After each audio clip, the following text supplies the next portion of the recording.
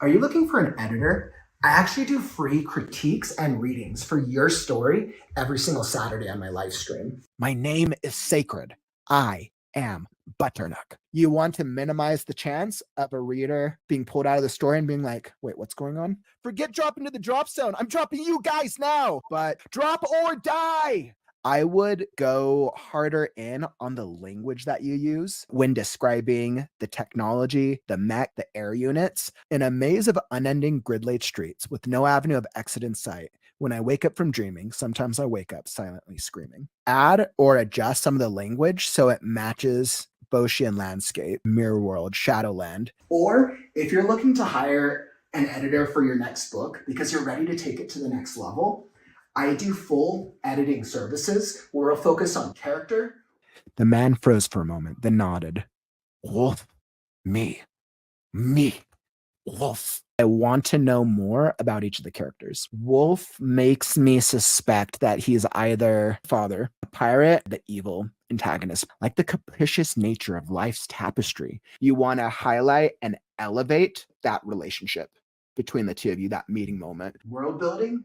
I want more of this. Rhyming tone is music to the ears. I saw you're dead inside. That something happened I never knew about. And all those lies, loneliness, and us having to cope with it, relate to it, understand it, or fight against it is a very powerful message. Dialogue. He was surprised that this woman, of all people, was giving him a pep talk, because sometimes when we have characters who speak too much, it's easy for someone to tune out if they're reading it. And this is a really interesting world, and I don't want people to tune out on your work. And structure. Ben jumped up a little disoriented and grabbed his gun. Running to the stairs, he heard men yelling, "Who else is down there?" During this shootout, I would just add a little more detail, make this a little longer, because this shootout is fun. This is like the action sequence of like, kill the bad guy, pow pow. So that way your book will be all ready to be published. And let's take it to market.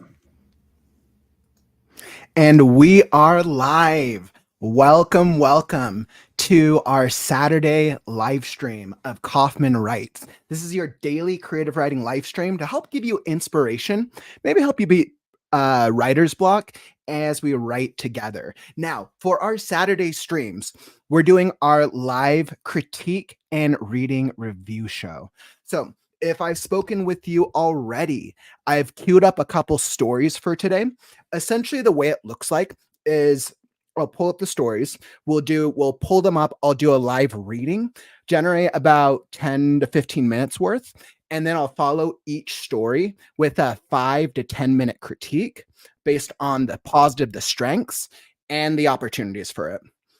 For me, I have a bachelor's in creative writing, and I've been involved in many writing groups over the course of the past 10 years. So this is something I've been used to doing for years. So I've asked myself, how do I bring it to a live format to help out more writers out there? Awesome. So before we hop into our live critiques for the day, we're going to start off with our daily creative writing sprint. Oh, and I forgot, if you want your story critiqued or read, I probably have 1 or 2 more openings. The ticker on the bottom shows the email that you can send it to. So if you have like an excerpt, I would say like a 1 to 5 page excerpt, and you want your story read live, emails at the bottom, and then just drop a comment and let me know that you sent me an email, just so I can make sure that I've received it. And I'll make sure to check in on the email portion consistently throughout the stream. Excellent. So as all writers, we're going to start with our daily writing sprint, 25 minutes. And I'm going to hop on my usual story. If you've been joining me for my stream so far, The Last Scarecrow. So if, let's say that you've had a long week and you're not really in the mood to write right now, that's totally all right. You can join me and read along as I write vicariously for the both of us. But let's say you need to get some writing, planning, editing, any type of writing work done, you can join along. I'm going to throw up some music because it's a Saturday stream. We're only going to do one writing sprint of 25 minutes. And then after that, we'll hop into our live critique show. Excellent. So let me throw up our music by our very own DJ Atomic Elf.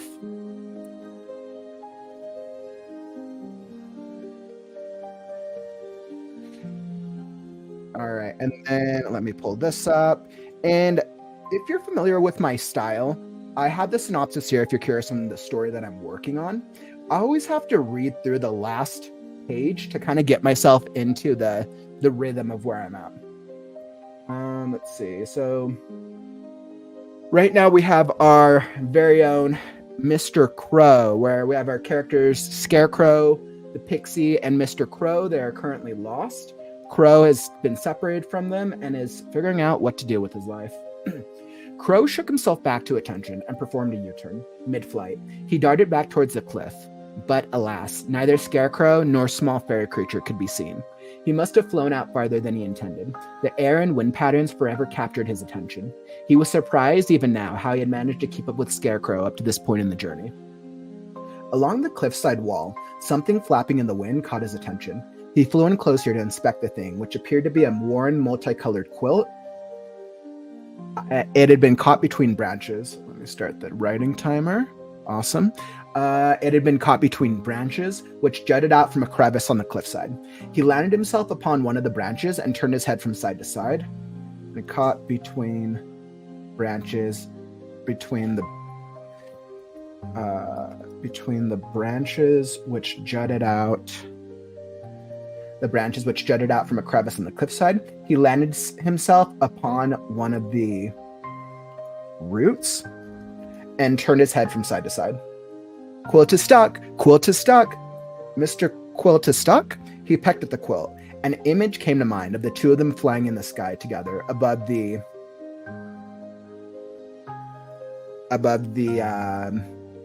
human, above the city, above the ruined city. What was he hanging out here for? Attention to Mr. Quilt. Attention to. He stopped himself and continued to peck at the quilt, but received no response.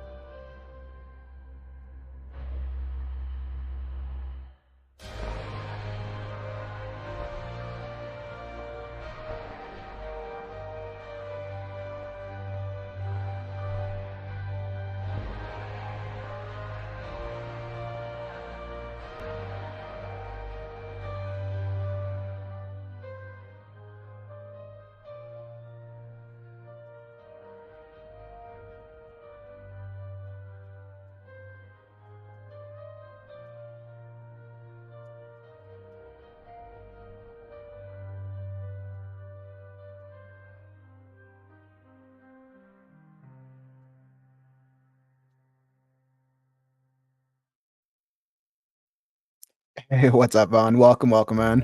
I met a woman today. Who knows? Ooh, a date? Congrats. I think it's going to go really well. That's awesome. Maybe she's a writer too. We'll find out. Shared my book with her. I hope she likes it. Dude, that is so sick. It's really cool when we have something written and we can share it to others. That's awesome.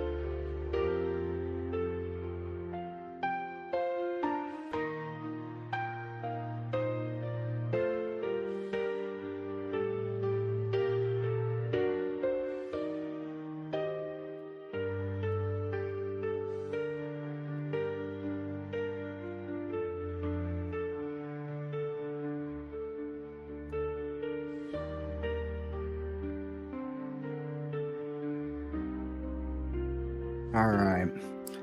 I think that was an excellent stopping point. Perfect. Oof.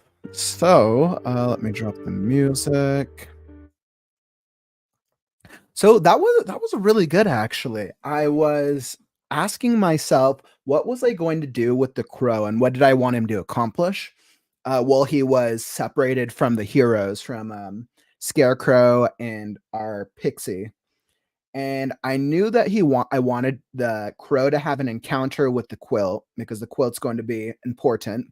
And for those of you who've been joining along, quilt is basically the magic carpet, but he's been inanimate for chapters. And I thought it would be cool to have Crow following like this kind of savior, like a hero little side story with saving these creatures. I think I'm still determining how I want which types of animals and or creatures I really want to include and how I want Crow to interact with them. So that was fun. We'll get to continue Crow's journey tomorrow. Awesome. All right, so let me just save this. And excellent. All right, so let me pull up my stuff. So, welcome. If you're here for our live critique and reading show, we're going to get underway and get started right now. So, once again, if you've already submitted a story, I have them queued up. I queue the stories in the order in which I've received them. So we're going to have a couple different stories to get today. And once again, if you're hopping into the live stream or if you're watching this on the replay, the ticker on the bottom right down here shows where you can send your excerpt to if you want a piece of your story read today, or you can send it to me for next Saturday. I'll be here every Saturday doing free reviews, and I'll be doing free reviews for the foreseeable future because I wanted to provide free opportunities to help you as a writer improve your stories, because I know when you're working on something, it's so hard to get good subjective feedback. And as a reviewer, it is my belief that every story out there, there are things that work for it and things that don't work for it. So, excellent. So, we're going to hop right in. Now, if you're watching along, feel free after I do these readings and I start going through the critiques, feel free to drop or post a comment if there's something about the reading that really stood out to you. You're definitely encouraged to join along if there's something that you're like, all right, that was a really cool moment, or if there's something like, you know what, that didn't quite work. I always try to include or incorporate critiques. I try to incorporate the way that I respond to pieces with something that works, something that doesn't work. Because as authors and as writers, where we love our own creations, and there's things that we know do work well with their story, and that's what we're passionate about. And I'll ask yourself this: if someone were to read your work, how would you want them to tell you it? And that could be a little subjective for everyone, which is why I give a very overview general approach of something good, something bad. All right, perfect. So let me pull up the first story reading. We're going to be starting with Stephanie Pilz. So Stephanie submitted something last week, a little brief excerpt, and I wasn't able to get to it. So Stephanie, if you're here in the stream, just say here. Let me know that you're here, and I'm going to pull yours up. All right, awesome. And so while I'm queuing this up, let me set up my screen. And I'm pulling the readings onto the other screen. So give me a second to adjust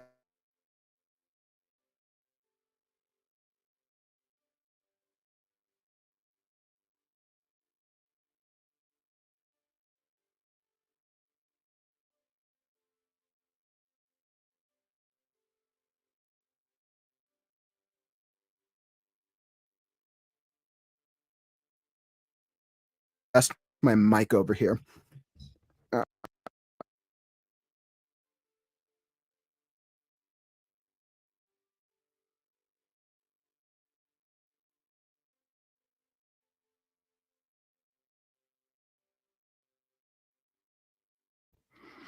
All right, there we go. Perfect. So it looks like I am back up. So once again, if for some reason the stream connectivity only lags when I'm doing these things on Saturdays, just to mess with me. But so if you want to watch any of this on the replay, I'll be time coding each of the sections. So that way, if you're hopping into this, whether during the stream or on the replay, you can jump to the section that you want to check out, whether that's one of the individual stories or the writing sprints or any of the discussions. All right, so I got queued up for Stephanie. All right, and we're going to start with the intro. So Stephanie shared a short little excerpt.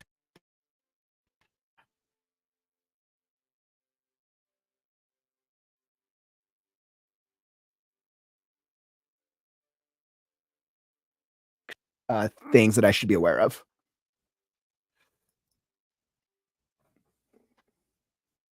Okay, perfect. All right, so we're going to get right into it. So starting off with the intro. All right, so I'm not sure. I didn't get what the name of the story is. Stephanie, if you're here, just drop the name of the story in the comments. All right, so the intro.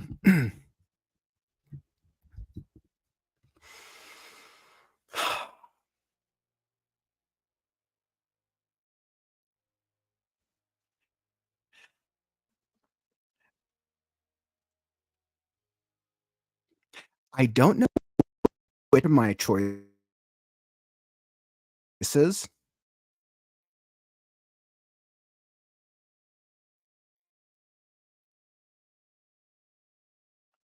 Uh,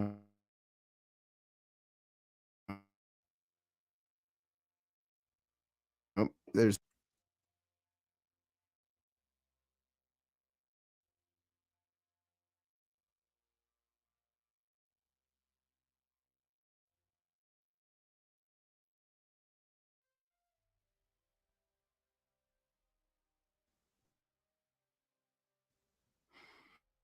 it.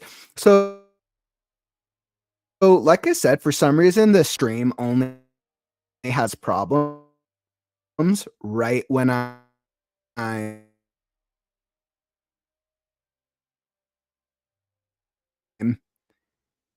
right when I go into these readings. A pretty solid internet connection. So, all right, it looks like it's going really laggy right now. So, bear with this reading. Really laggy. So, on the replay shortly. Okay. Intro. I don't know which of my choices has led me to my current predicament, sitting in a holding cell covered in someone else's blood. The one thing I do know is that he'll come for me, the Phoenix. I'm so close that having my dreams come true. All I have to do now is wait for my kitten to embrace who she truly is and finally stand by my side. I know if she joins me, our beautiful protector will follow suit and join me as well. The back alley. The back alley killer. When I found how the truth behind the fire that scarred me and killed my parents, I must have blacked out with mindless anger. I don't remember how I got here or when I pulled out my gun, but that doesn't matter now as I stared down at the monster who destroyed my happy childhood. The protector. Awesome. So I know Stephanie sent this brief intro for her story. I know Stephanie, you were sharing that you felt this intro was very impactful as compared to sending the overall excerpt for the story.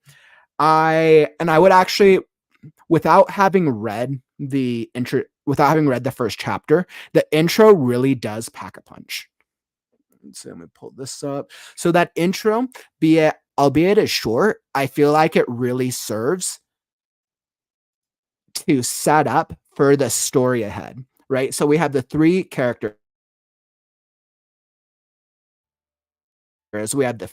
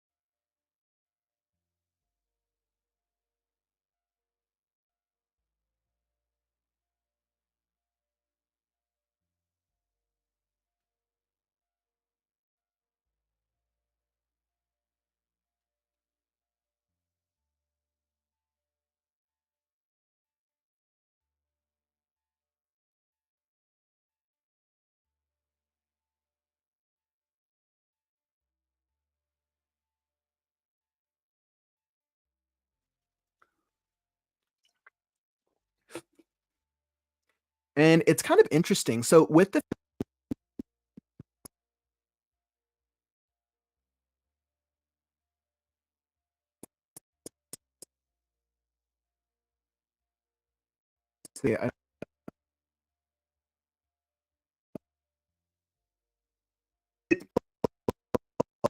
along with,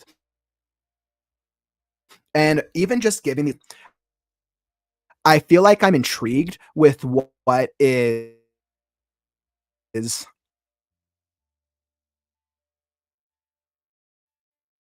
the journey that I'm about to go undergo with each of them.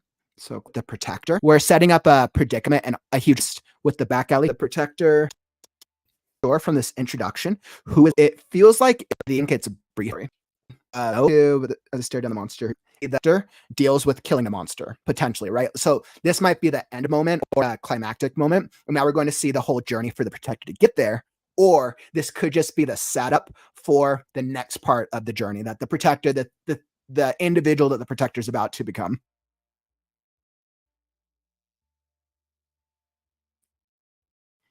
So interesting. Yeah. So I think that's a brief excerpt, but I definitely.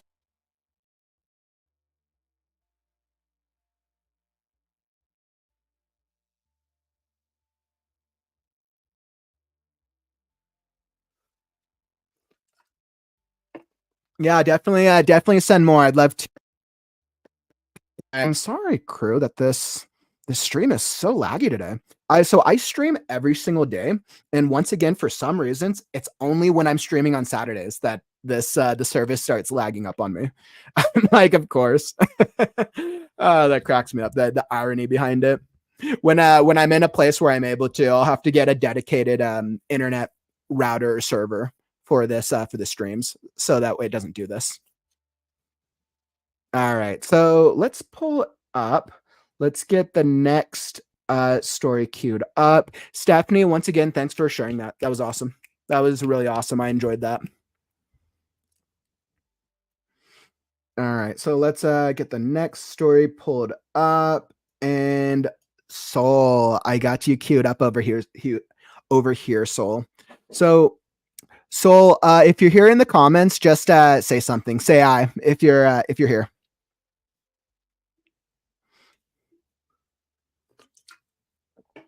Woo! Soul in the house. Now, if y'all have been joining us on the last couple Saturday live streams, we've done a couple excerpts from Soul's book, Pyrates, and we've had a lot of fun. I know I've had a lot of fun reading it and doing some of the critiques from each of the sections throughout the book.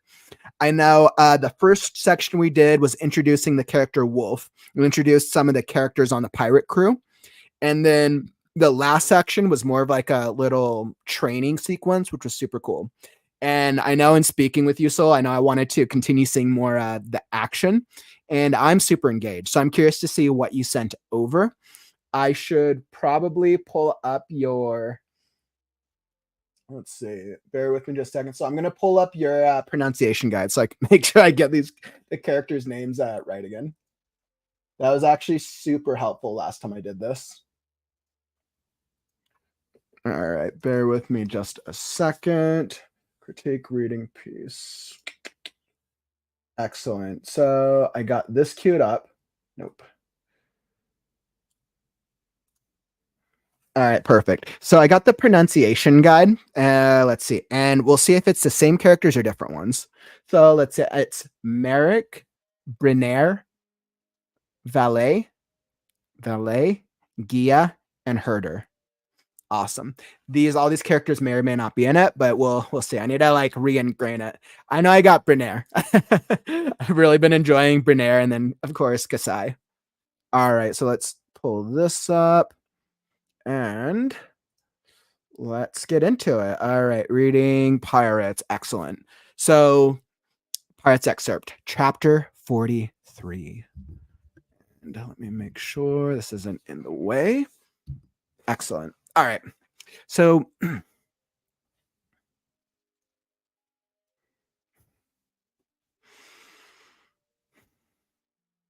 Brinair looked different, despite it only being a few hours.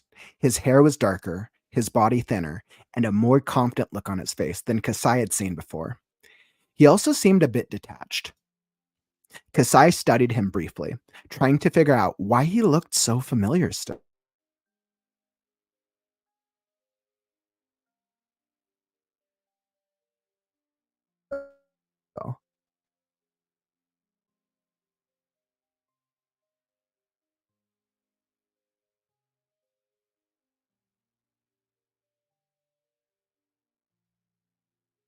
He suddenly remembered the photoglass in Sonus's cabin with a flash. Brunner looked just like this.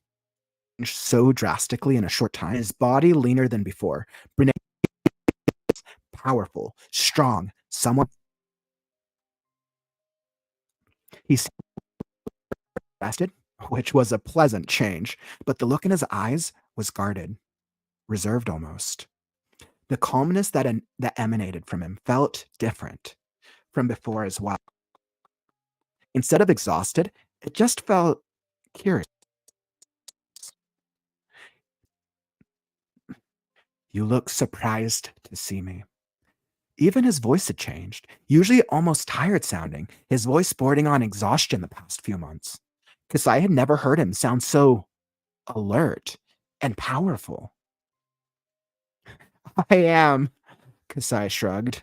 He ignored the warning, whispering down his spine, the nervous ringing in his ears. He had never imagined Brunner could seem so dangerous. Brunner gave him a hard look.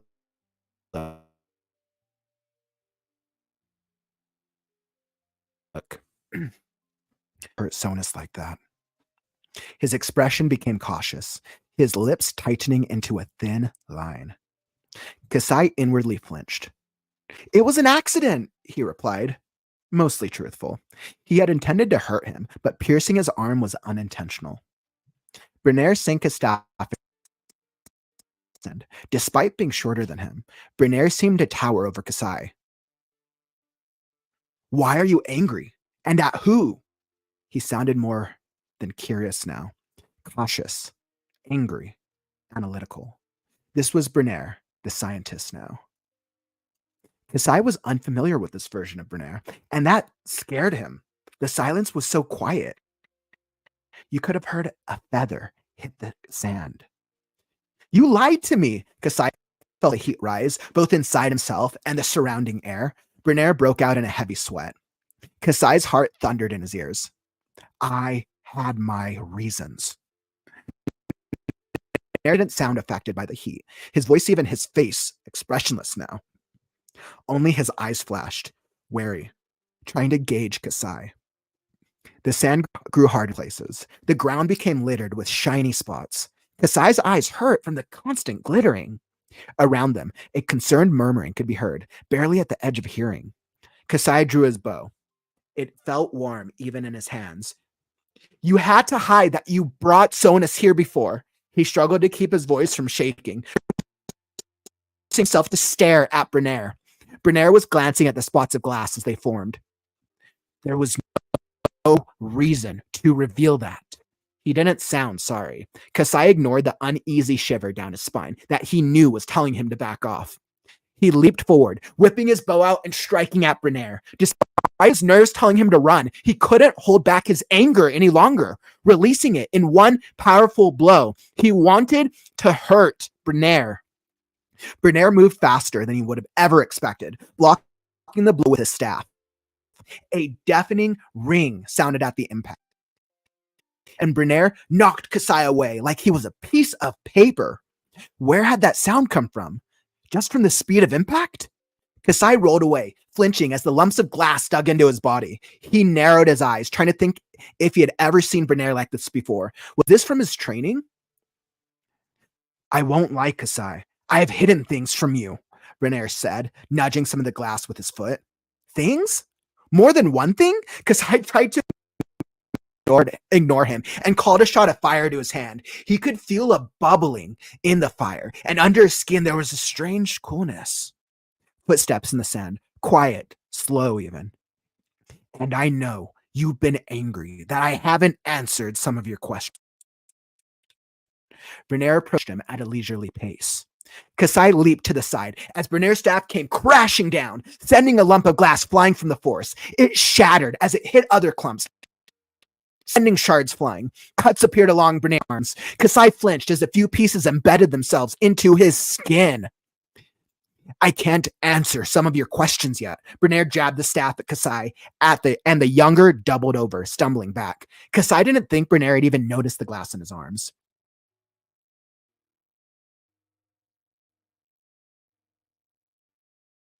Feeling a bruise forming on his stomach already, Kasai raced off to get some distance, Feeling a bruise forming on his stomach already, Kasai raced off to get some distance, calling over his shoulder. Can't or won't? The stands around them were silent, the air uneasy. Bernair watched him coolly. Both, but mostly can't. He didn't look like he regretted this. Kasai felt hurt by this. Then why not just say that? What could he not tell him? What did he know? Would you have listened? Bernair flipped his staff through the sand, then suddenly batted a large glass clump at Kasai. He wondered if Bernair was even trying. He certainly didn't look it. Kasai dodged it easily, forming the fire into an arrow. The tension in the silence was so thick, the air felt muggy. The smell of heated stone drifted in the air. Under his heat, the stones were beginning to burn. Bernair leaned on the staff. He didn't look concerned or angry, but appeared almost indifferent. It was such a drastic change from his usual demeanor that Kasai wondered how much he knew about Bernair was real. The surrounding sand was flat and shiny in a few places. While lumps formed in other spots, the heat became intense enough that Kasai glimpsed a few people falling over in the stands.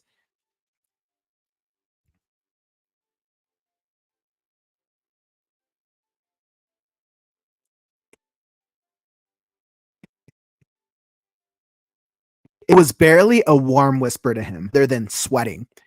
After this, I think we need to have a long talk, Bernair said. So you can lie. Watched him calmly. After we saved Joe's family, there's a lot of explaining to do.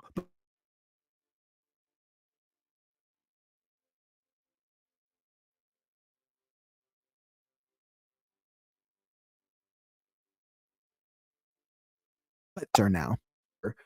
Bernair's surprise was evident as the second arrow landed between his feet. Kasai had a moment of satisfaction before it popped. There was a blinding flash, and the air went white.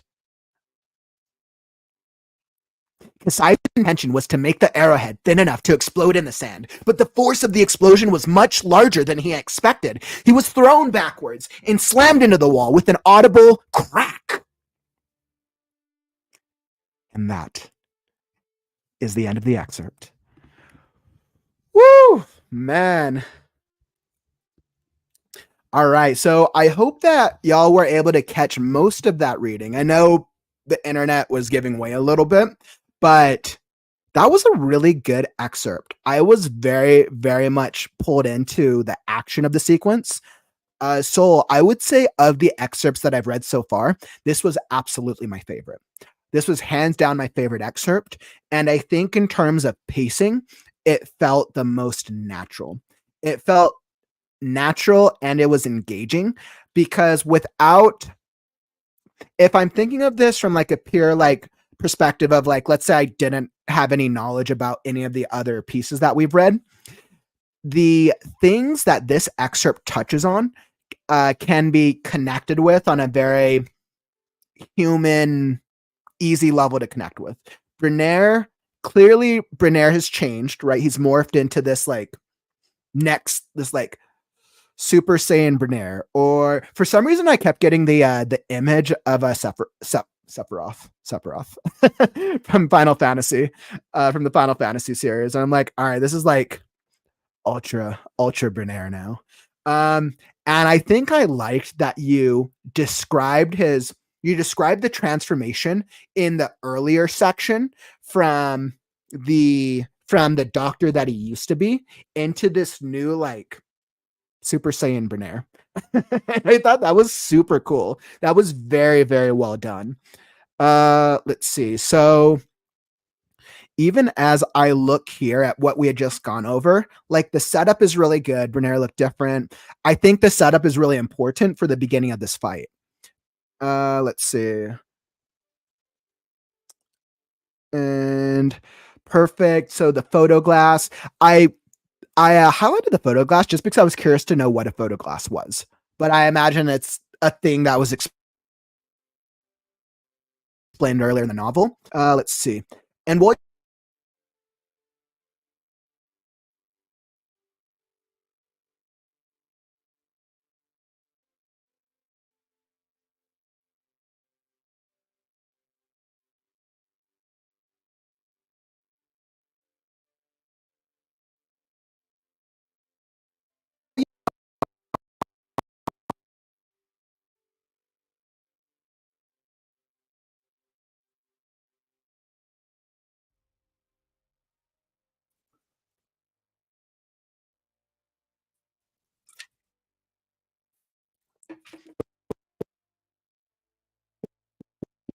well, so as oh,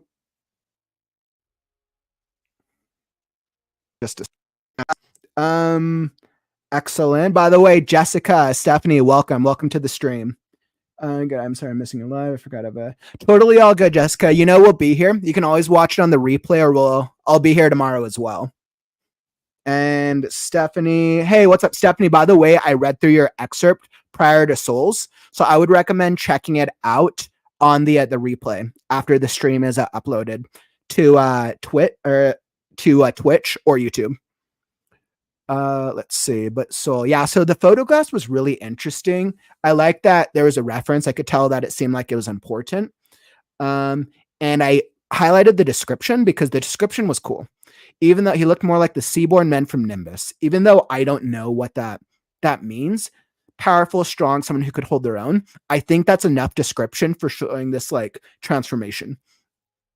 And this paragraph this entire paragraph works very, very well.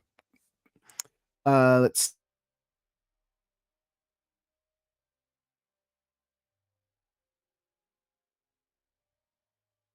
see. And you could just tell an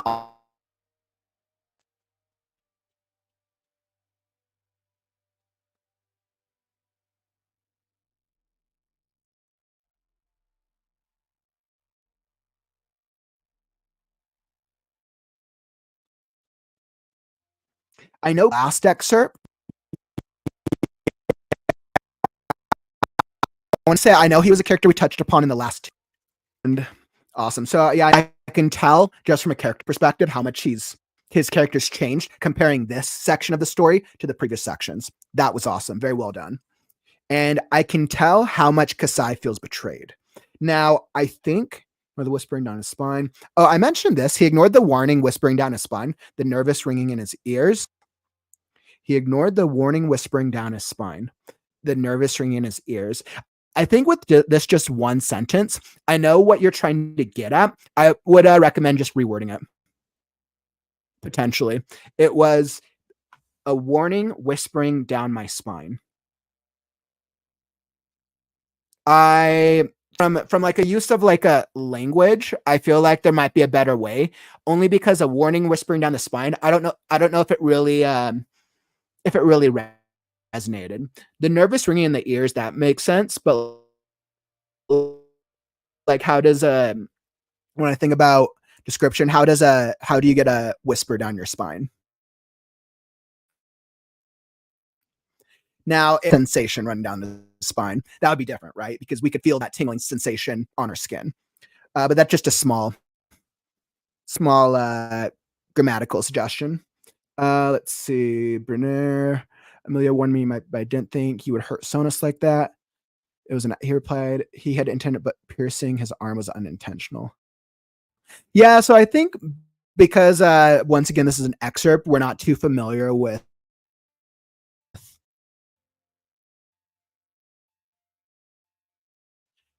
kind of. I know if we were reading the story, clearly we would know the plot. Let's see. You lied to me, but you could tell it's referenced earlier with his powers. Or that. Okay, awesome. Yeah, sweet. Let's add my reasons. And I think even though we don't know the specific thing that happened, I think this scene works very well as a standalone excerpt. Awesome. The sound grew harder in places around them. I think from an overall like critique standpoint, I don't think I have as many like recommendations for improving this excerpt because overall it's very well done. It was overall very engaging and there was very few moments where I was pulled out of the story. Even for the things that I didn't really know due to a lack of reading the full story, I was still engaged. The action that you did in this scene worked. And it flowed very, very smoothly in terms of the things that Kasai was doing with his powers and how he responded to Bernaire and the things that Bernaire was doing. I think the only thing that I would recommend, there's two things that came to mind. The glass. So I think it makes sense how little the glass affects Bernaire because he's like Super Saiyan Bernaire now. Like that's fine. But I think there's a couple times where the glass, where Kasai is like stepping on the glass or it's touching him, and I don't start flinching as the lumps of glass dug into his body. Flinching. Okay, so I guess flinching could work. I guess what I'm thinking is like, is the glass actually like hurting him? Right. So like from the way you've set up Bernaire, it doesn't seem like Bernaire could be affected by anything right now in this very moment.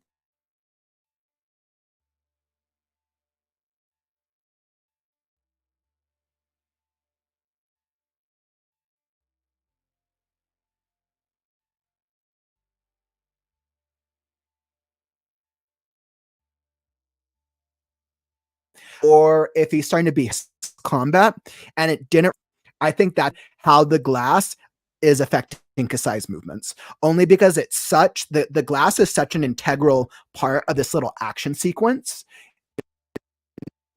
Yeah, that would be my recommendation unless it doesn't affect Kasai at all, in which I would add some sort of clarification why Kasai is not really that affected by the glass. But that's just a subjective recommendation on my part. Let's say you've been angry. I think the other thing cuts appeared along Bernard's arm. Yep, because I flinched as a few pieces embedded themselves into his skin. Yeah, if a piece of glass embedded itself into your skin, that would be very painful. That would be very. I feel like if glass embeds itself into your.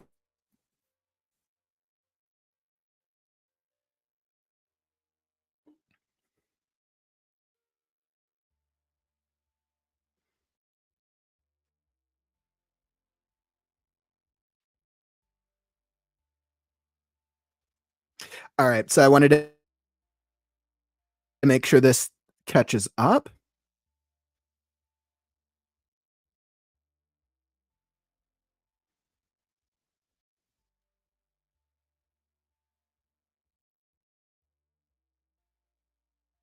All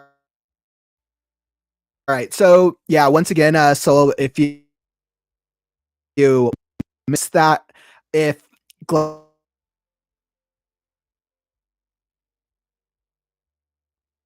buries itself into your skin,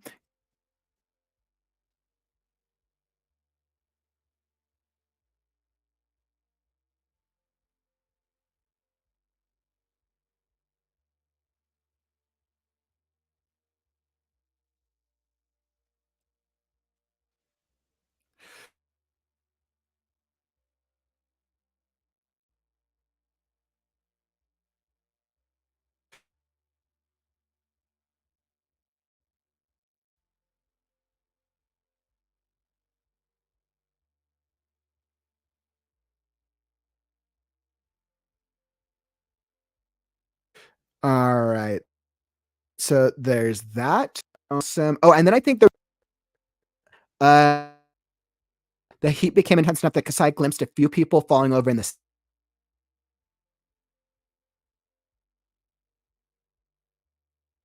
stands.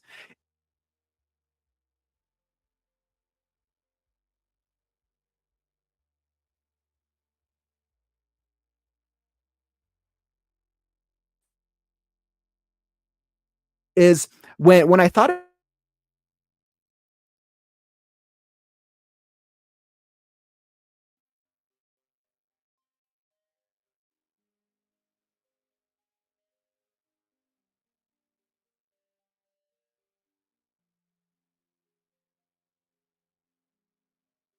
about this moment, that was something that uh, I think that was something that threw me off in this scene. Uh,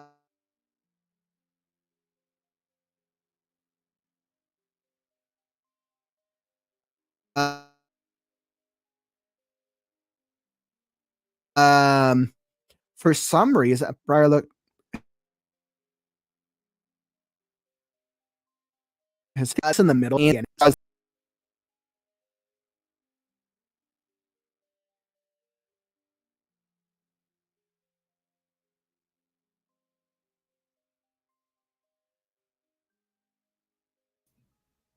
all right. I'm so sorry about that.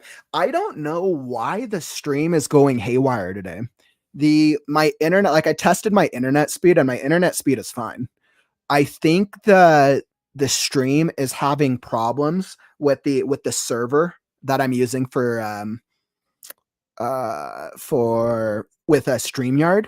What I'm going to do is I'm going to look into solutions in the future, but the streaming disconnectivity is like it only has problems on the Saturday streams for some reason, which is why I didn't think it was an issue. But something I might do is I might try to think of research some solutions because I don't want to keep cutting out while I'm trying to give you guys feedback and reviews.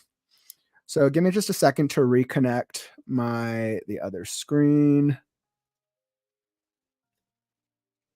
All right, there we go.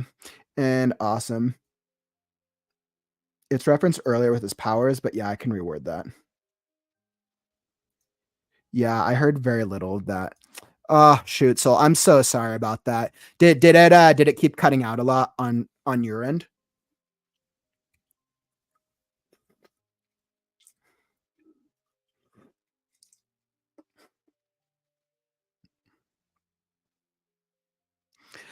So what I'll do is after the stream, if it gives if it was really that it froze a ton or kept like poppy or cracking. Yeah, I'm so sorry about that. I'm probably going to have to figure out some sort of solution, right? And it's just ironic. The stream only starts cutting out when I do the readings themselves. I'm like, of course. Thank you internet or streaming service. Um let's see. If I were to do a quick recap, I think just the biggest things was overall very well done. And my two biggest recommendations was show how the glass affects Kasai throughout the fight. Bernaire doesn't matter because he's Super Saiyan Bernaire, but Kasai, he would probably be in a little more pain. I think if glass is digging into his skin because it's really painful. And then the second thing was just I didn't know there were people in the stands. So if this is a standalone chapter, beginning to end, I would recommend adding a little bit more details on the side for how the fight is affecting the people who are watching or the onlookers. But if this is like the middle of a chapter and you've set up the onlookers in the beginning and the end already, then that's fine. I wouldn't worry about it. And then I loved the way that it ended. So that was I would say overall my biggest comments. But let's message afterwards, and you can ask me any more questions. Let's see, they're mentioned before his fight with Sonus. Okay, cool. That makes sense. I mentioned before his fight with Sonus. Yeah. Okay, cool. Yeah, okay, that's awesome. So then you do set up the onlookers then. Yeah, so then if anything, I would just continue to throw in a couple more like short sentences throughout of how the fight's affecting the onlookers. Like if the glass is like shot out everywhere, like is it going to hit some of the onlookers? Just to remind the reader that there's people watching, right? Because people watching is going to affect the way that Kasai and Bernaire might respond to each other. If you put yourself in a position, if you're doing one-on-one with somebody, you're fighting them, you're pissed off, and it's just the two of you, that could be a little different than how you would respond if there's a whole stadium or a whole audience of people. And I think that would just be something to keep in mind. But overall, really great work. And once again, let's connect sometime later today if you have like any more questions or if there's anything else that you missed from it. So, but overall, so great work. My favorite excerpt so far. And if you're let's see, Soul, by the way, I know your book is coming out soon. Drop the comment. Let's see, drop the comment for your book website in the comments so people know where to go check it out if they want to read more of the book. And that would be super cool because this is really exciting and I know it's right around the corner. So once again, let's see, piratestheseries.com. If you're here in the stream or you're watching on the replay, go check it out, piratestheseries.com. Thanks for submitting that, Soul. I'm having fun like reading through all these portions of your story. All right, and let's see, we're gonna move right along. Let's see. So before we move on to the next section, let's see. I know. Let's see. Where did it go?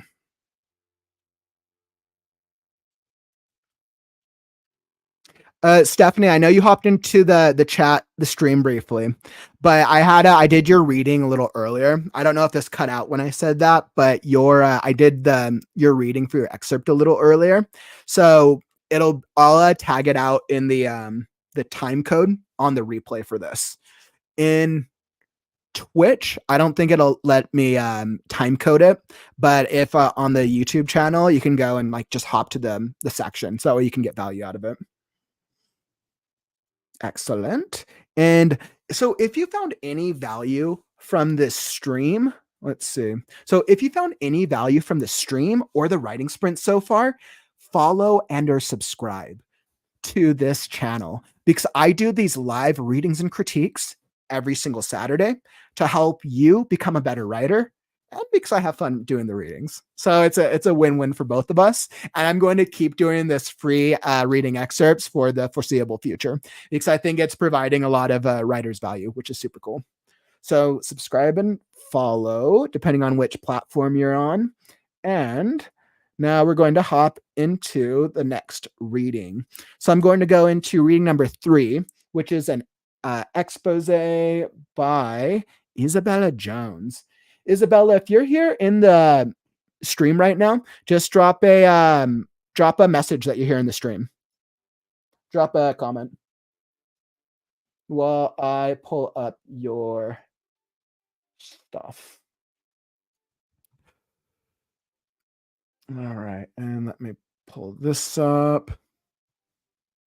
Excellent. What's up, Isabella in the house?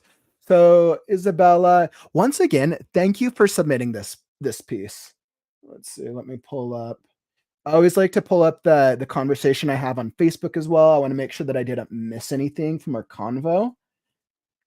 Let's see, Isabella.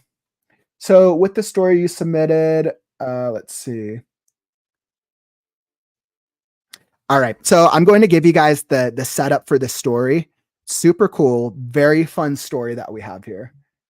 Critique. I actually haven't seen that one. It's prologue. All right. So I'm going to give you guys the brief excerpt. So because this section that you sent me is the introduction. So this is the little summary of what the story is about. Let's see. It's a dark mystery romance. Art, murder, love. Ooh, I love that already. Called The Love Spell Murders. The main character, Ilara, is a detective who sees murder as a form of art. He has yet to meet the mysterious museum curator who knows more about the murders than he's ready to reveal. I like to tell, and so this is going to be this will involve dense stories where there's also Native American art, intergalactic travel, and witchcraft. Oof. I love it. So some of these things might be in the story, and we're going to hop straight into it. And Isabella, definitely just like throw up a comment if I mispronounce any names in it, and I'll make sure to pay attention throughout.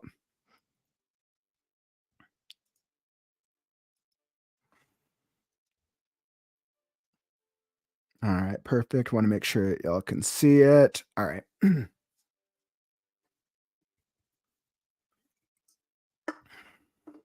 Expose.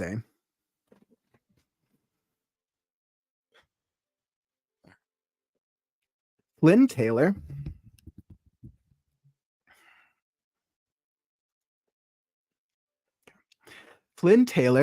boasted a commanding presence. Her sharp, discerning eyes missed little.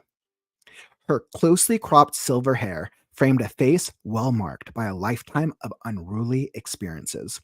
Draped across her spinely executive chair was a well-worn brown leather jacket, a testament to her rebellious nature. Flynn defied the stereotypes with an air of unconventional elegance, inexplicable charisma, and moxie, confidently navigating a world shaped by who she was and what she did.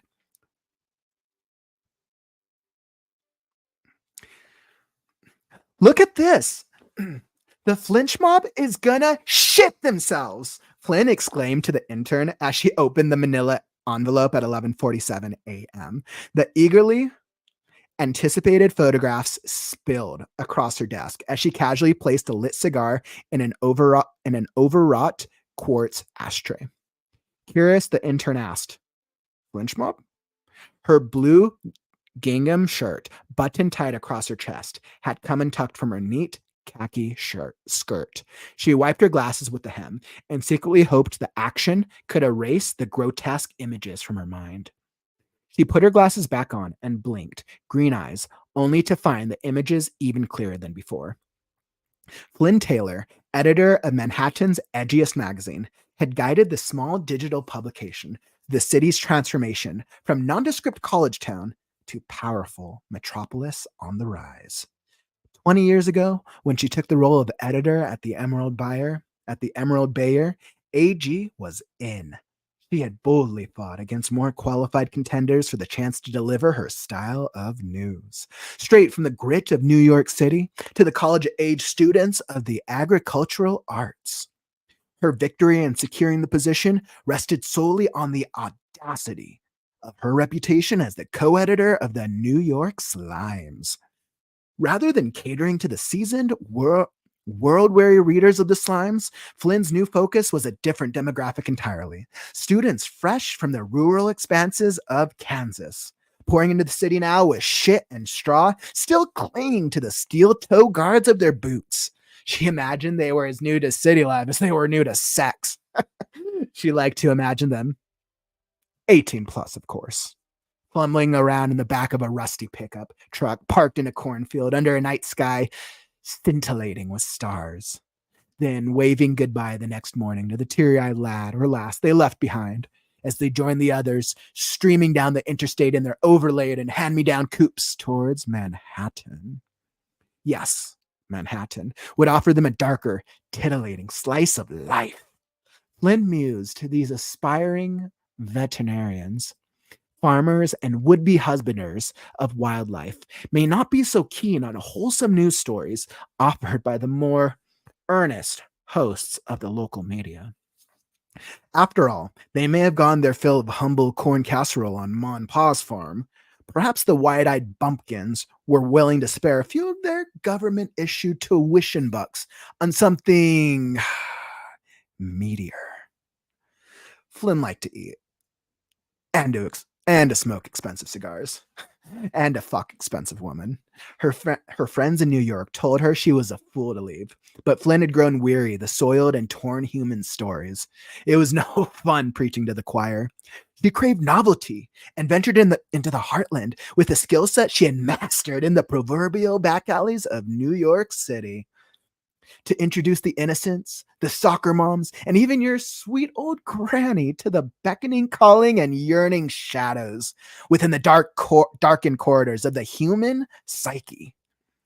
But try as she might, Flynn Taylor could not satisfy a hunger still lingering deep within.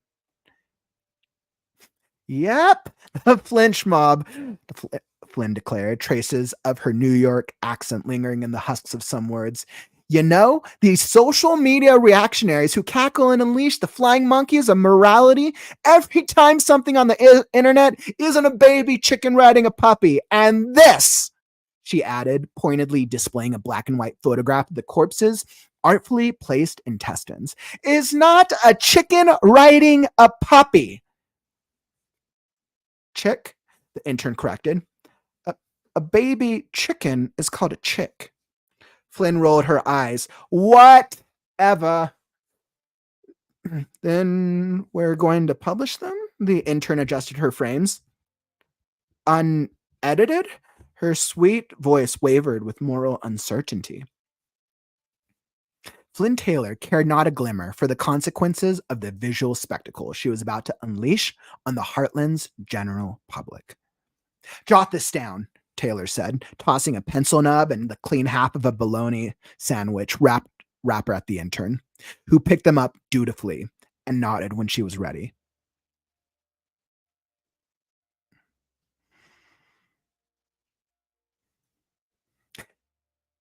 Dispatch the crier to publish and promote these photographs, tastefully cropped images on our front page. Use tomato red capital letters to announce to the good citizens of Manhattan that the high resolution, unedited versions are ready for the curious eyes behind a paywall. Set a 10-second timer. Then redirect the window shoppers to our subscription page. No backsies. Oh, and Flynn paused for a moment, deep in thought. Instruct the IT department to raise the price of admission by $20. You mean increase the cost of subscription per month by $20? The intern clarified. Nah, Flynn said, exhaling a large puff of Cuban cigar smoke. Per week.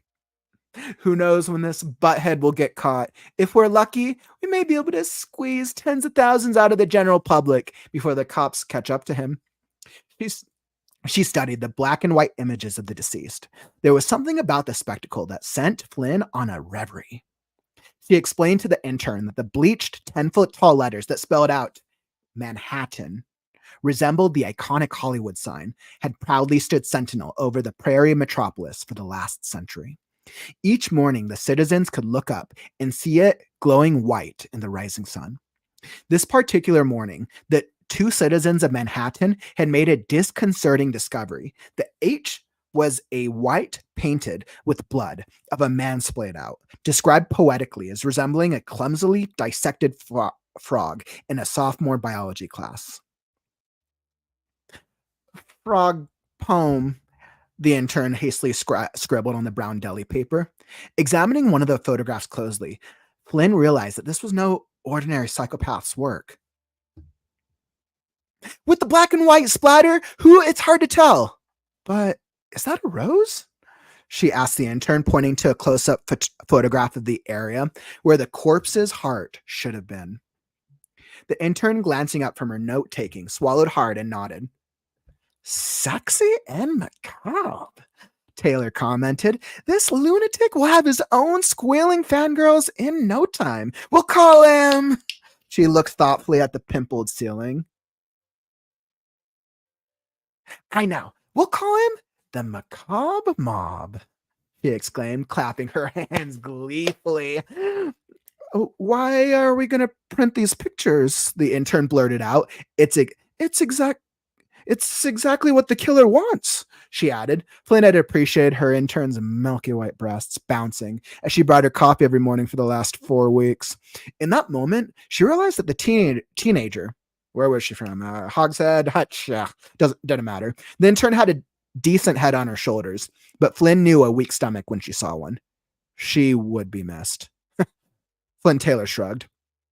Let me ask you a question. Do you know the last time a print newspaper sold out of its stock in a single day? Yes, ma'am. The intern nodded and straightened her glasses. They covered that in Professor Henderson's Introduction to Journalism.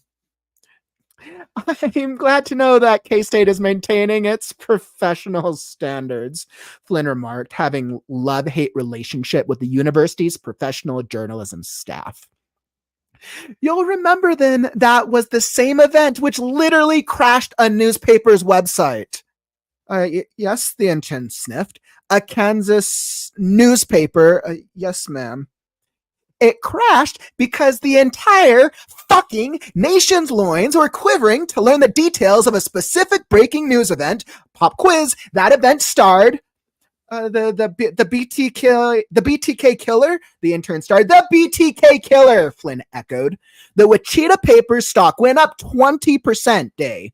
By the end of the month, 3 of their journalists left for the coast, 1 for the west, 2 for the east. The editor retired comfortably in Tahiti. Flynn jabbed the air with her cigar.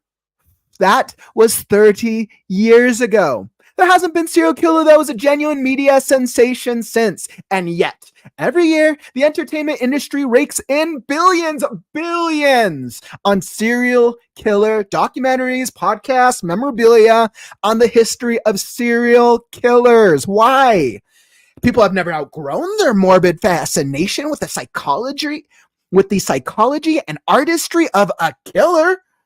Flynn raised her hands like a circus ringleader and declared, "Ladies and gentlemen, behold a real live sick fuck who is murdering people in our own backyards." Several people in the Emerald Bayer's office turned to see what the commotion coming from the editor's office. "And Zeus and the rest smile down on us heathens," Flynn said, rolling her eyes back and pushing her hands into a mockery of prayer, "because the real, live, sick fuck chose us to tell his story. Us. No other paper in the United States has these pictures. I paid, well, to make sure of that." "Listen," she said, snapping her fingers at the intern's glazing eyes. "Don't you think your angry grandpappy's favorite TV show, Fall News, would let him into the digital back door so he could have a little peek at these photos in exchange for a few dollars?" The intern's resolve began to crumble as the contents of her stomach began to rumble. But Flynn, ever a showman at heart, pressed on. "We, the media, are not here to criticize. The Emerald Bayer is here to inform the good people of this prairie metropolis of what evil lurks in the backyard." Did I say evil? The guy is an artiste. She gently waved a hand like a magician over the photographs. "Look at these. He's a sensitive, misunderstood outsider in a cruel world, trying to express his innermost parts with other people's innermost parts." The flinch mob will clutch their pearls, moralize, get turned on by the sound of their own voice, pontificating on the sick society that made this artiste the way he is. The macabre mob will just get turned on. Love him, hate him. They're all going to pay an extra $20 for admission. Well, why, you ask? Love it, hate it, face it. Hybristophilia pays the rent, she finished. The intern vomited across her desk. Flynn flicked a chunk of tofurkery off her cigar and chomped down on the end. She folded her hands behind her head and leaned back in the spindly executive chair. Almost kindly, the editor nodded. "I accept your resignation." The intern on her milky white bosom fled. Taylor Flynn, editor of the Manhattan's Emerald Bayer, doomed like Sisyphus to get her own damn coffee every morning for the lack of charming, beautiful, strong stomach Midwestern woman, sighed. She picked up the pictures that hadn't been covered in vomit and shouted through her open office door. "Hey, Wilbur, get your ass in here. I need you to take something to the broads in IT. And bring the hand sanitizer."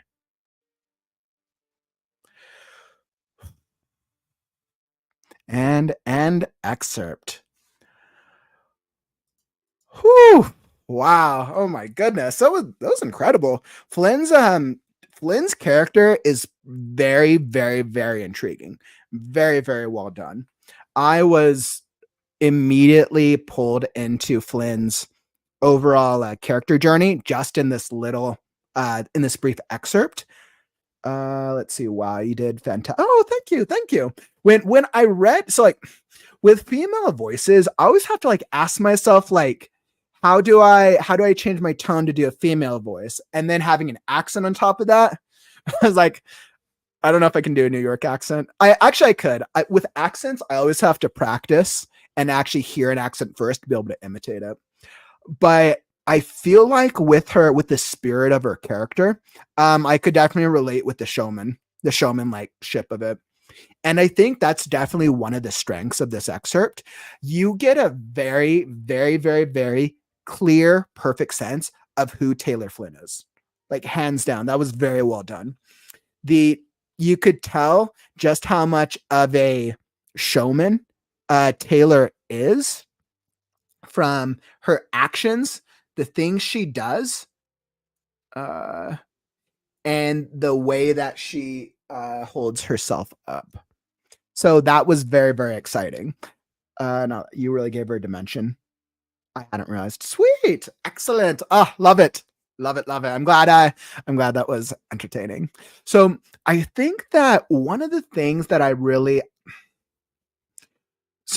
when I go through these readings and I think about like what are the opportunities for it, keep everything that Flynn's doing because that's just so well fleshed out, and you can tell by the dialogue she used. Yep, Phineas Taylor Barnum. That actually makes so much sense because I love The Greatest Showman. I definitely got some of the P.T. Barnum vibes, so it's actually that actually makes perfect sense. And Flynn Taylor is like the perfect name for this character. It fits her very, very well. I think, as a side note, something I recognized, sometimes throughout this excerpt, you referenced her as Flynn. Sometimes you referenced to her as Taylor. Choose one. Because there was a point in the middle where like I knew Flynn Taylor and you had referenced her as Flynn a number of times. And in the middle, you referenced her as Taylor. And then I'm like, wait, is Taylor somebody else? So like that kind of took me a second. I was like, no way, it's the same character. So stick to one. That way you're not pulling a reader out of the story, since this is so early on in the story and they don't have the name Flynn Taylor engraved in their mind yet until they get a little farther ahead. So that would be one recommendation, just to make it easier on the reader. Let's see. Now it's different if a character is like responding to them. If you're using dialogue, do whatever you want based on however the character would react. If some characters call her Flynn, some call her Taylor, but specifically for the description for the reader, that would be one small recommendation. Let's see. I loved what you did with the intern. I think between the intern and Flynn, I think that works very well. It's interesting because you can tell how much Flynn Taylor, like they're not, and I actually, now that you mentioned P.T. Barnum, like that actually makes sense. And I'm like, is Flynn Taylor come across as sexist a little bit? I'm like, possibly from the way that Flynn objectifies the intern. And I think that's interesting. And I think it definitely adds to her character because even as she knows she's about to go into this spiel, this performance, like she knows the intern's going to quit. And there's a moment where you call it out, which was great. In terms of the plot itself, I wouldn't change anything about the plot. I think the only adjustments I would make, the intern, flinch mob. I was asking myself this, and this is just a subjective choice.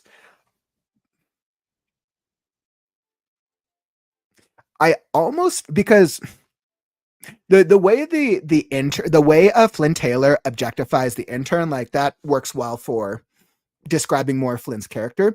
I guess something I want to know, and this could be a side thing, does Flynn Taylor objectify everyone? Is that like male, female? Is Flynn Taylor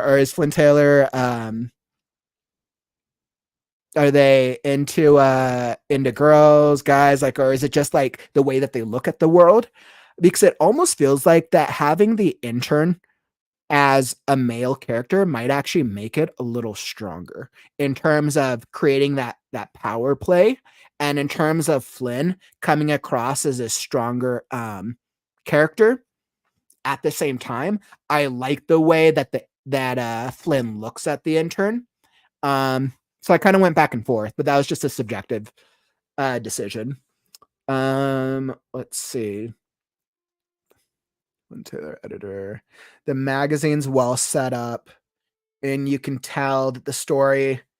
Well, and actually, it's hard to tell whether the story is about this mob or if the mob is just this first obstacle that Flynn and the magazine are going to be dealing with. So I think that's interesting. I think you've provided enough curiosity in this first section to keep the reader reading. Let's see. Let me go down. Yeah, the sex part is perfect. The way that she references the readers gives a clear sense of the world, and I think that's well done. That's fun. So that way we know that Flynn knows exactly the world. Let's see, Manhattan. There was a section where you mentioned LA, the Hollywood sign, which that was great.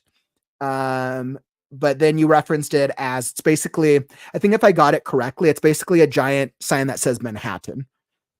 Which the way that I pictured it as Manhattan's like she can see it, they can see it in the distance outside of the window of their news editor of their news building. That's kind of the way that I pictured it.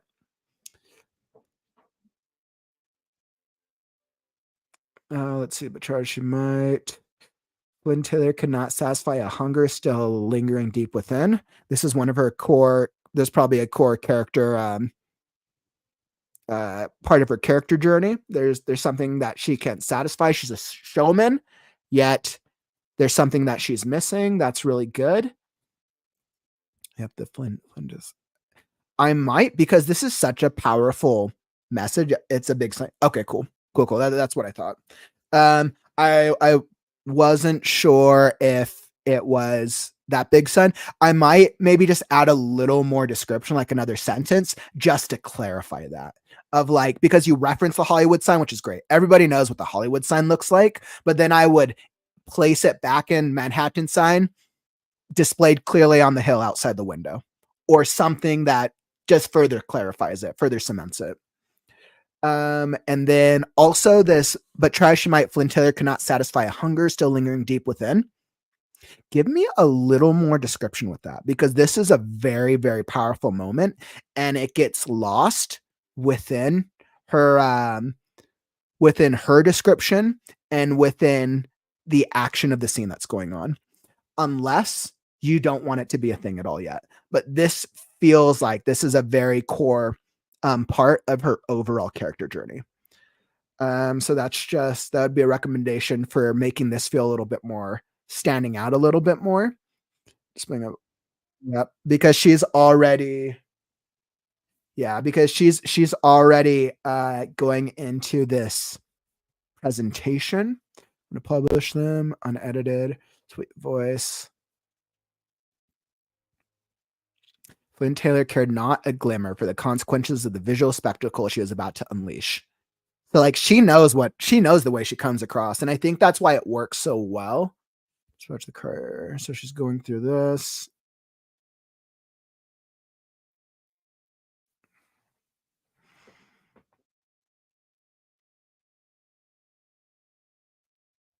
Yeah, this is all good. Frog poem, the intern hastily scribbled on the brown deli paper.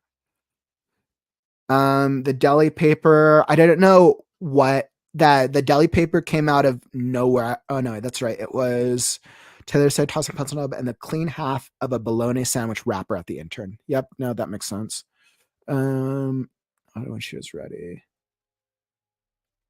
Makes sense. Let me ask, do you know the last time? And this is good. The description tells that Flynn Taylor is definitely setting up the intern. It's you already get the sense that Flynn Taylor isn't the type of person who really wants an intern, but they want things done for them. Let's see. This is great. The BTK killer. Yep. Probably setting up the story that's going to be happening. There with the cigar. That was good. Is Flynn smoking the cigar in the very beginning of the story? That was something I forgot to check on. The cigar feels like it becomes like a predominant like pointing thing that she uses as she builds up in her excerpt and the momentum with the story. Drake. Eagle anticipated across as she casually placed a lit cigar in an overall. Yep. All right. So you do mention it, which is good. That's one of the first things that you mention. All right, that's perfect. No comments on there. Sometimes with like certain things in the readings, like I'll catch certain things, and there's other things where I like have to go back and check. It's her baton, yeah. I like totally picked up on that as she's building up with her like her presentation, you can tell like that's the thing. And I absolutely love that. I 100% love that. Please make that a thing the entire story. That is great if it's not already. I love that. All right. And then we, the media, are not here to criticize. Good. The guy's an artiste.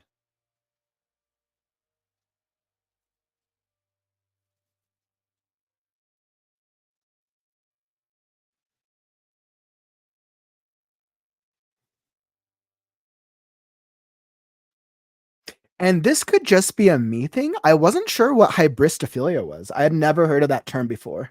I have to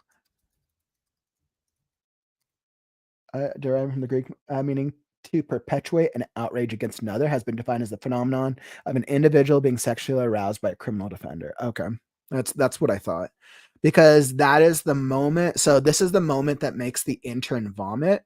Sensitive, misunderstood outsider.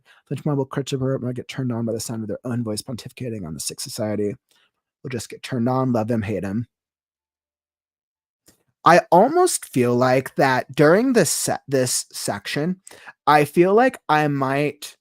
This is the one section that I might not. I'm trying to think of the best way to go about it. I would add a little bit more descriptive terminology that would obviously make it seem more gorier, because the language that she uses, hybristophilia, like that's intense. But I, as a common reader, like I didn't know what that was. I had to go look that up. Different word because it's just the wrong word. It needs a different word because it's just the wrong word. It needs to exactly that's exactly what it is. Because right now it doesn't feel like that this sentence, that it packs enough of a punch for the intern to vomit. And it feels like the only way for this to make a little more sense, like I could tell that there was the buildup and I had a feeling that this was coming. The overall buildup is fine, but it feels like whatever precedes this needs to be a clearer word that packs the punch, like you said, and or there needs to be some sort of additional like thing or image that happens. Now, I know that the papers and the pictures were on the desk previously, which had started the buildup with the intern, but it almost seems like that there should be some sort of like thing, like the like Taylor tosses like the most gruesome picture at the intern's face, and the intern seeing the gruesome picture of whatever is what actually makes her vomit, in addition to the word, whatever word you want to go with. And I think that would more effectively make the intern vomit. So for example, Taylor thrusts the picture or the image of the gruesome serial killer, of the gruesome victim with their guts at the intern's face. As she says, why ask it, love it, hate it, face it. Hybristophilia pays the rent. What would be a good? Let me think of why you ask, love it, hate it, and this sentence needs to be shorter. Because I feel like it needs to be like this long for it to really pack the punch. In this moment, this is the less is said, the more it really connects. At least in regards to the intern vomiting. So it would be like chuck the picture at the intern catches it, hits the intern in the face, they look at it, however you want to word it, and then she says, face it. I'm trying to think of like what would be a good word. Face it. Something pays the rent. Face it. Something. I need to think about it. I feel like there's a really good word, and I'm going to think of it in like 2 hours. But I know there's a really, really good word that will perfectly encapsulate what you're trying to get. Because essentially, what the thing that she's trying to say has to encapsulate enough of a gruesome, gut-wrenching feeling from the word to make the intern vomit. I'm gonna think about it. I have to think of like horror movies. I have to think about like the gruesome horror movies, like things like Saw, things that go a little darker, nymphomaniac, centipede, things that are very gruesome that just like thinking of it instantly makes someone vomit. So I'm going to think about that for a second. Let's see. Flynn flicked a chunk of tofurkery. Yeah, that's good. I accept your resignation. The interior milk wasn't fled. Yeah. I like that you make the Greek references. I love Greek mythology, by the way. So like Greek mythology, I love it. Because there weren't that many Greek mythological references earlier in it, this one potentially feels a little out of place unless I missed it. My recommendation. If you're going to make references to Greek mythology, do more. Either do more, go bigger, or do less. That's just so it feels natural in the overall storytelling pace. I love it. If I were working on this, I would add more because I just love Greek mythology. Doing like Sisyphus to get her own damn coffee. Unfortunately, I know Sisyphus' story. Not everybody's going to know Sisyphus' story. So this reference might be lost in some readers. Okay, perfect. So there's more later. Yeah, so I would, especially if Taylor Flynn is, and I guess this is a question to you, Isabella. Does Taylor Flynn have some sort of like history or knowledge about Greek mythology, or is there some sort of connection there? Or is that you are using Greek mythology as the narrator to better describe the moments? Because I like it. Sisyphus is a good reference. And then when you use Greek not more Greek, but okay. But so in addition with Greek mythology, you want to add some sort of additional like doomed like Sisyphus to wait, actually I was feeling like I might mix Sisyphus up. I want to make sure that Sisyphus is the right one. One of the stories I did 2 weeks ago was a Greek mythology. Yeah, Sisyphus is the one with the boulder. I was thinking for a second Sisyphus was the one with the sun. No, Sisyphus was the one with the boulder.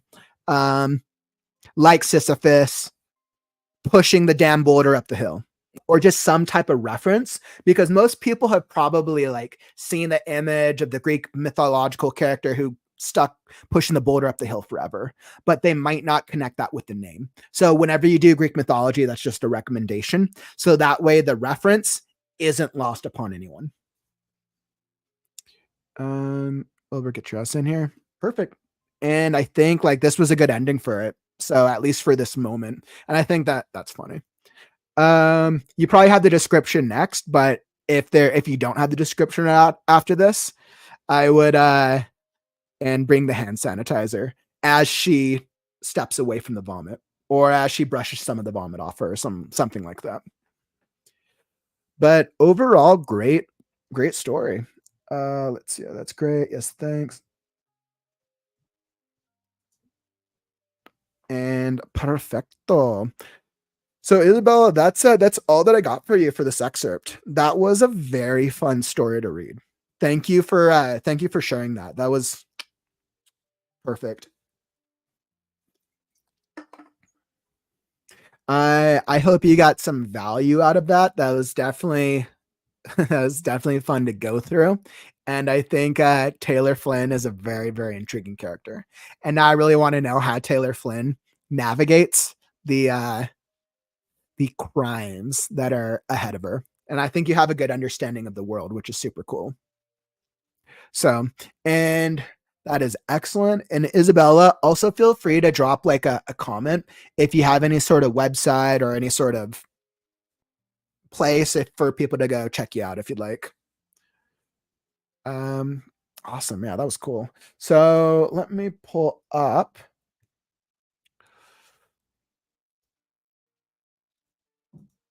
Excellent. So give me just a second, y'all. Let's see. Thank you so much. I really appreciate everything. And thank you for being here. Yeah, of course. Well, I'll be here. I mean, I stream here every day, but so if you're ever free, feel free to come to your writing sprints or just come chat writing stuff. But our specific creative writing, the critique show I'll be here every Saturday. So that's awesome. Nothing yet, but I'll be around. Sweet. Excellent. Well, I hope so. I'm looking forward to seeing Taylor Flynn and her journey being published. If there's one thing that I love, that is one of the character types that I absolutely love to hear. That showman, P.T. Barnum, kind of scummy, kind of heroish type character. Always fun to read along with. All right, so let me throw up. So we're going to hop into our next excerpt. Let's see. Excerpt. Uh, Ketan. I was like, I hope I said your name right. Ketan, if you're here in the chat, drop a comment. Let me know that you're here. I'm going to pull your excerpt up next.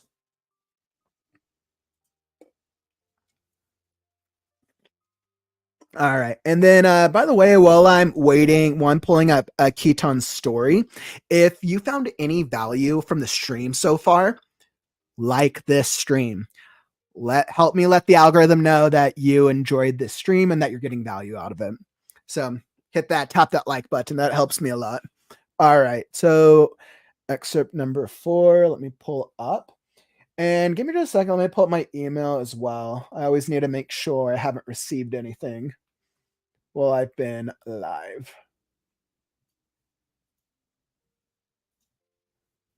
All right, perfect.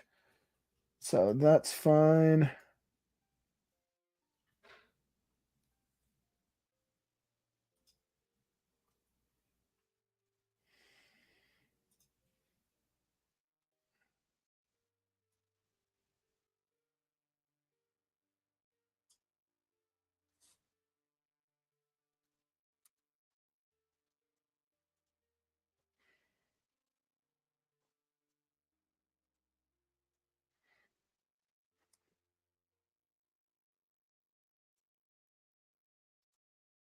All right. Okay, so bear with me. I'm just pulling this up. I'm getting distracted by technical difficulties today, apparently. All right, so where did I got? So Keaton, if you hear, drop a comment. It looks like we have the two separate pictures. So the way that I pulled up Keaton, so he sent me one excerpt in 2 different PDF formats. So I'm going to pull up first one and then the other. And I wanted to make sure that I had them in order, and I'm just double checking that that's correct. Yeah, all right, so this was the first one. Awesome. So, awesome. So Ketan sent me, once again, 2 different PDFs. I want to make sure that all of you can read along. I'm going to I'll pull up the first step.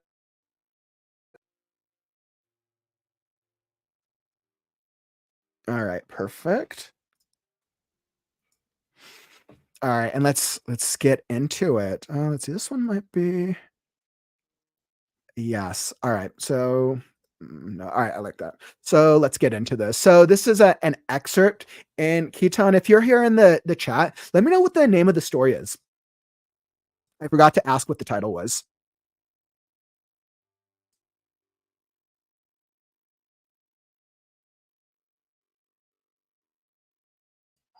All right.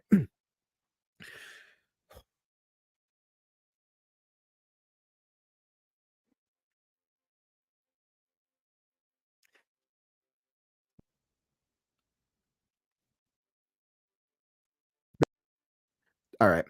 I want to make sure that y'all can tune in. Okay. The reasons behind human misery and anguish are almost alike. The implications, however, are different individually. What emerges out of pain varies person to person. Some embrace it as a burden they must bear, as a result of their own being good or bad, while others become transgressors. This was exactly the situation with the folks in this narrative.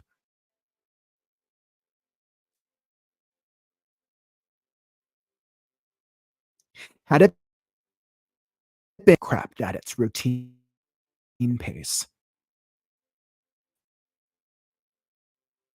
but not tonight.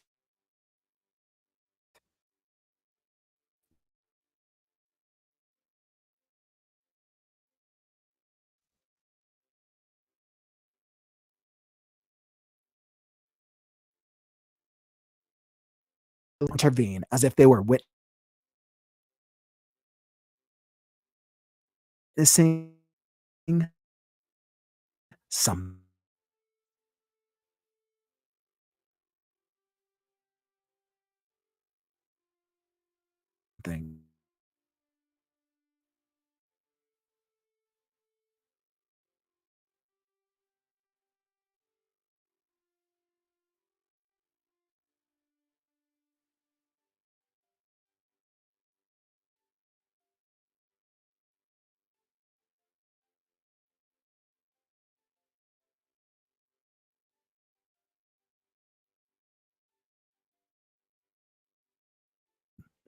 Underneath the celestial and earthly commingling, there lied a solitary cottage in the surrounding woods.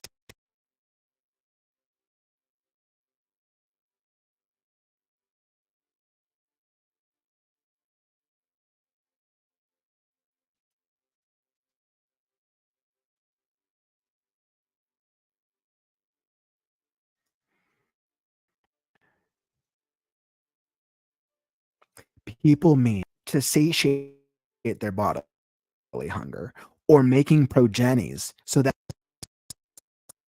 society and the creatures who live in it stay forever. In either situation, they need to have sex, and sex has different interpretations. Some die for it, and some abstain from it. And in either situation, night, as it is perceived, having known that Yudi was with no one now, some young, hopeful asses from the region. Yudi was loved by everyone. He had quite a personality, handsome by looks and noble by deeds. However, he didn't want to be so any more kind and noble. One of the lasses approached Yudi, as though the night, with all her hitherto unsuspected artistry, and made overtures, but faced an utter denial and left writhing at the threshold. And they laughed, the moon and the wind. Yudi was involved in a jamboree of his own devastation. He was smoldering from within, like embers since the Devika episode. Not only Devika, his wife, but there were other things too. However, the separation was the last straw that gave him a jolt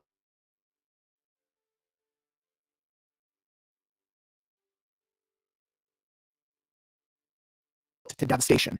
He was so.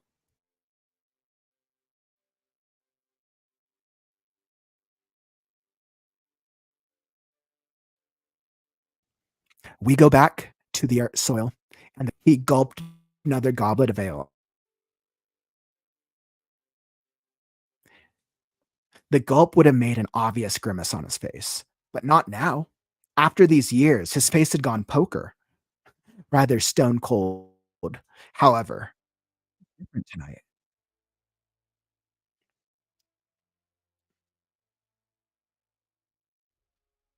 The words he mused were not the result of the past memories, but something else had also happened. He was so overwhelmed by grief, so helpless that he knelt and yelled as though asking his god, Shiva, why? But he was not asking really. He would, if it had been some years ago, when life was not so otherwise to his hopes. He had made himself understood that there were no answers to this sort of wise from God, ever. He then indulged in his routine nocturnal affairs, his usual booze and perpetual directionless pensiveness. Soon, the sky rumbled and heralded a torrential downpour. The nature was shouting its presence in the lament. Wow. So that was a really nice of language to really describe his character. Nice work. Let's see. Let me pull back up. Picking up heavy lag.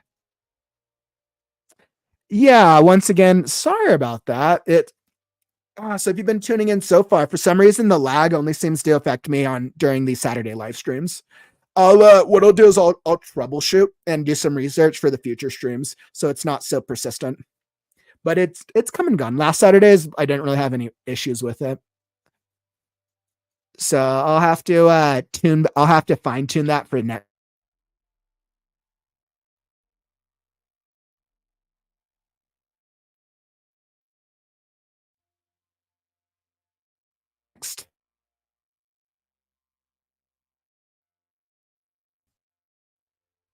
my end. Yeah, and even like as it's going like my internet speed, it's like randomly like, yeah, like I don't know what it's doing. It's glitching out on me for some reason. So, but well, I'll get that fixed for future streams. That story was great. Love the ratings. Yes. Thanks for tuning in. Appreciate you. I always have so much fun with these ratings. But so as I hop back into that story, let me pull back out. Let's see, Ketan. So it was interesting. So I feel like you've set up a world with this character where he has,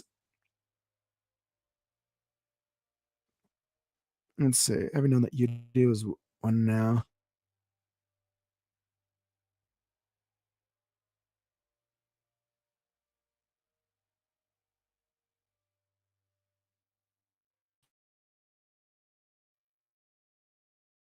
I'm philosophy.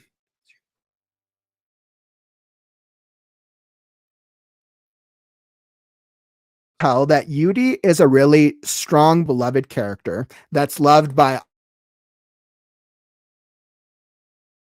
all all the women. You could tell he's probably like he's very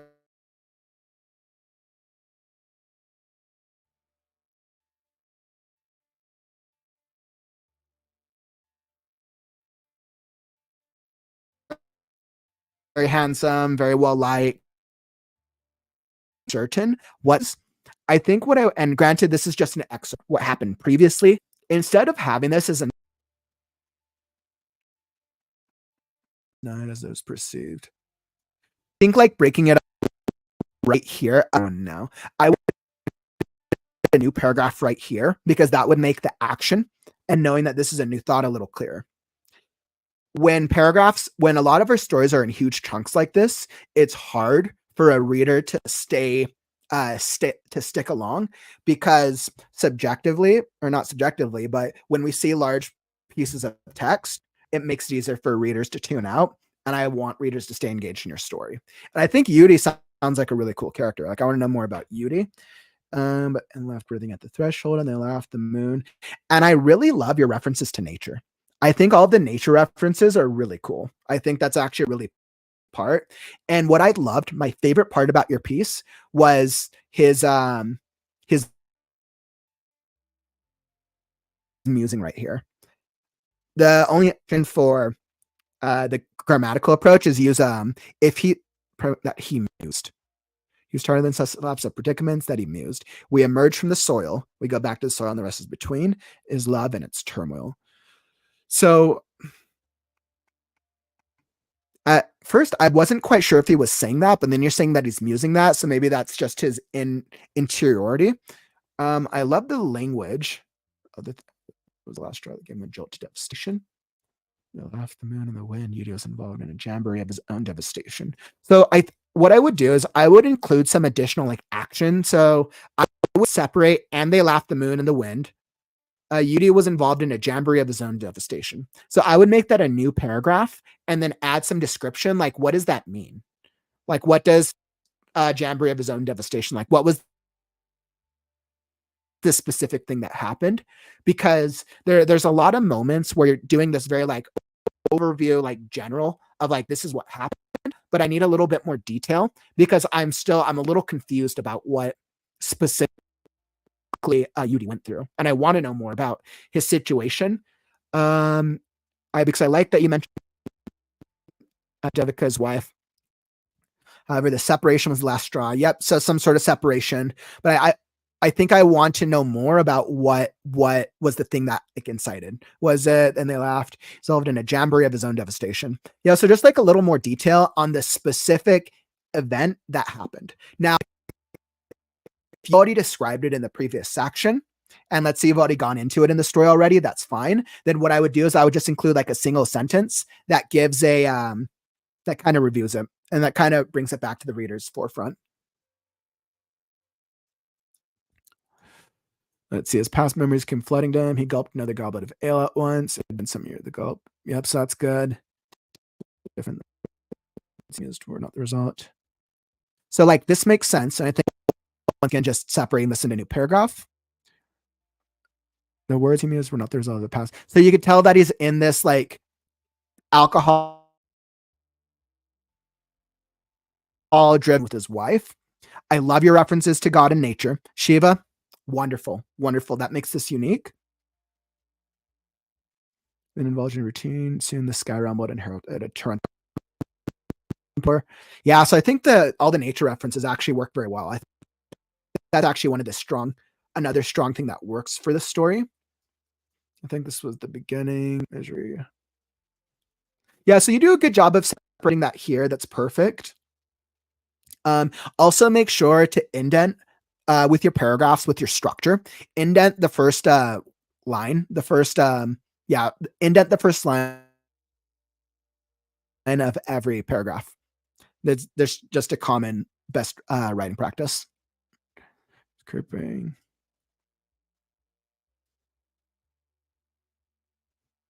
Yeah, and I think your setup for him was actually a really good setup for him. And I think by focusing on the overall, the structure and touching on some of the grammatical things for this story will help make it easier for the readers who are reading your story to stay engaged, because you're setting up a really interesting world with Yudi and this like separation, this thing that he's going for. And I'd say really keep doing with element, the nature, the gods, because that's unique. So yeah, that would be my recommendation. Let's see Ketan, if I hope that helped you out a little bit. That's what I got for you today.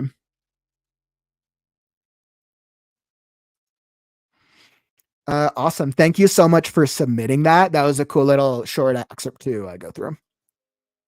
And once again, if there was any lag and you missed either a part of like the reading or the excerpts, just message me and I'd be happy to share the excerpts with you after as well.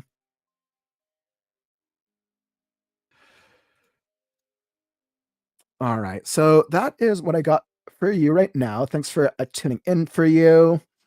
Awesome. So that is all. That's all the excerpts I have for the day. Let me pull up my piece.